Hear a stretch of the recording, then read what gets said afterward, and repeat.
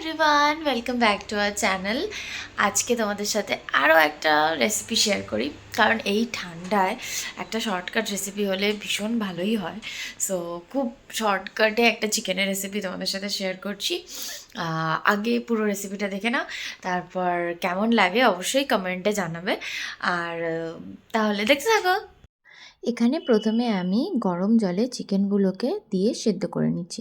তোমাদের ইচ্ছে হলে তোমরা সলিড চিকেনও ইউজ করতে পারো, কিন্তু আমার কাছে এরকম হাড়ওয়ালা চিকেন ছিল, তো আমি হাড়ওয়ালা চিকেনই দিয়েছি। তার মধ্যে দিয়ে দিলাম পরিমাণ মতো লবণ। চিকেনটা ভালো মতো প্রথমে সিদ্ধ করে নিতে হবে।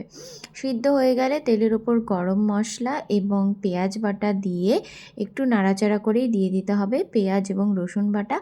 তারপর তোমাদের ঘরে যা যা সবজি আছে সব কিছু তোমরা এখানে দিয়ে দিতে পারো।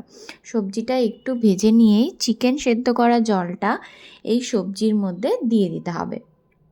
আলাদা করে এক্সট্রা কোনো জলের প্রয়োজন নেই, এই জলেই আমাদের সবজিগুলোও সেদ্ধ হয়ে যাবে। তারপর ফুটে এলেই আমরা দিয়ে দেব সেদ্ধ করে রাখা চিকেন। চিকেন দিয়ে কিছুটা ফুটে গেলেই আমরা এর মধ্যে দিয়ে দিচ্ছি পালং শাক। তোমরা এই শাকটাকে স্কিপও করতে পারো, কিন্তু শীতের দিনে ভীষণ ভালো লাগে, জন্য আমি দিয়ে দিলাম। ব্যাস, রেডি হয়ে গেল আমাদের ইয়াম্মি চিকেন স্ট্রু।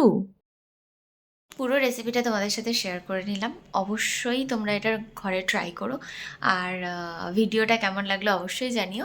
আমাদের ভিডিওগুলো ভালো লাগলে অবশ্যই like, comment, share and subscribe. আবার দেখা হচ্ছে খুব তাড়াতাড়ি। টাটা।